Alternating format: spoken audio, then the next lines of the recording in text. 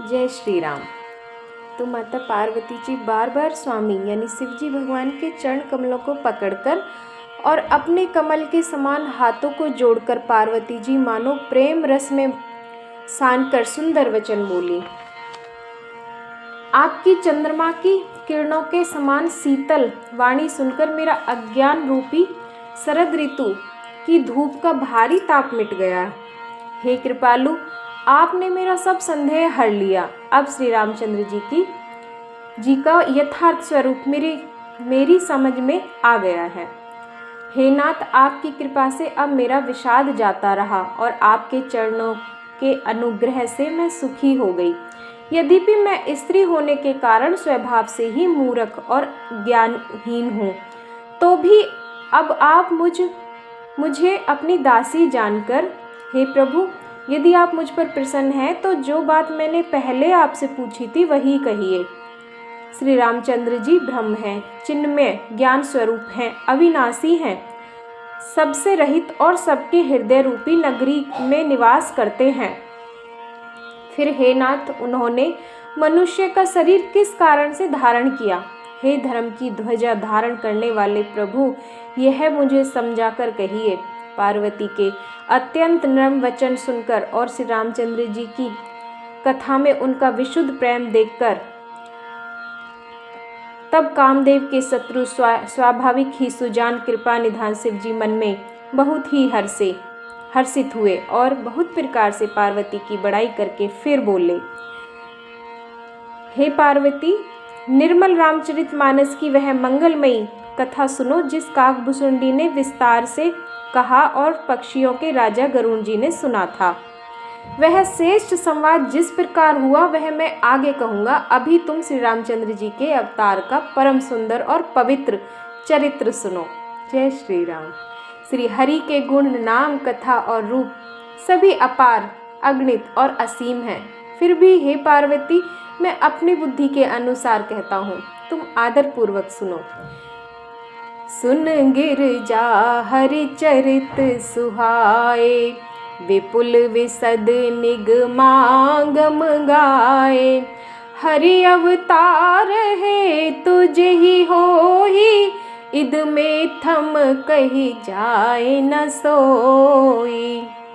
हे पार्वती सुनो, वेद शास्त्रों ने श्री हरि के सुंदर विस्तृत और निर्मल चरित्रों का गान किया है। हरि का अवतार जिस कारण से होता है वह कारण बस यही है, ऐसा नहीं कहा जा सकता। अनेकों कारण हो सकते हैं और ऐसे भी हो सकते हैं जिन्हें कोई जान ही नहीं सकता। हे सयानी सुनो, हमारा मत तो यह है कि बुद्धि, मन और वाणी से श्री रामचंद्र जी की तरकना नहीं की जा सकती। तथापि संत, मुनि, वेद और पुराण अपनी अपनी बुद्धि के अनुसार जैसा कह सकते हैं, जैसा कुछ कहते हैं और जैसा कुछ मेरी समझ में आता है। हे सुमुखी, वही कारण मैं तुमको सुनाता हूँ।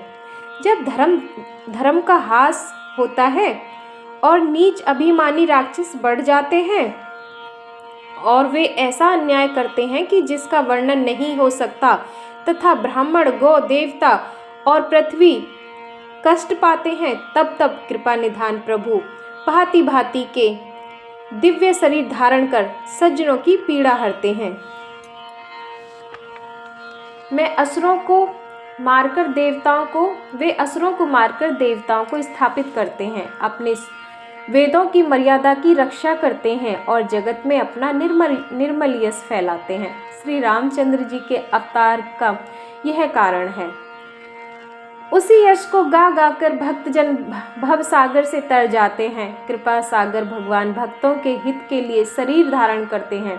श्री रामचंद्र जी के जन्म लेने के अनेक कारण हैं जो एक से एक बढ़कर विचित्र है। हे सुंदर बुद्धि वाली भवानी, मैं उनके 1 जन्मों का विस्तार से वर्णन करता हूँ, तुम सावधान होकर सुनो। श्री हरि के जय और विजय 2 प्यारे द्वारपाल हैं जिनको सब कोई जानते हैं। विप्र श्राप ते दुनऊ भाई, तामस असुर देह तिन पाई। कनक कसिपु अरु हाटक लोचन, जगत विदित सुरपति मद मोचन। उन दोनों भाइयों ने ब्राह्मण के श्राप से असुरों का तापसी शरीर पाया। एक का एक नाम था हिरण्यकश्यपु और दूसरे का हिरण्याक्ष। ये देवराज इंद्र के गर्व को छुड़ाने वाले सारे जगत में प्रसिद्ध हुए। ये युद्ध में विजय पाने वाले विख्यात वीर थे। इनमें से एक हिरण्याक्ष को भगवान ने वराह यानी सुअर का शरीर धारण करके मारा।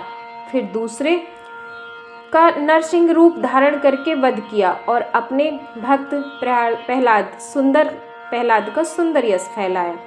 भय निशाचर जाइते महावीर बलवान रामा, कुंभकर्ण रावण सुभट सुरविजय जग जान रामा। वे ही दोनों जाकर देवताओं को जीतने वाले तथा बड़े योद्धा रावण और कुंभकर्ण नामक बड़े ही बलवान और महावीर राक्षस हुए, जिन्हें सारा जगत जानता है। भगवान के द्वारा मारे जाने पर भी वे हिरण्याक्ष और हिरण्यकश्यपु इसलिए मुक्त नहीं हुए कि ब्राह्मणों के वचन का प्रमाण 3 जन्म के लिए था। अतः एक बार उनके कल्याण के लिए भक्त प्रेमी भगवान ने फिर अवतार लिया।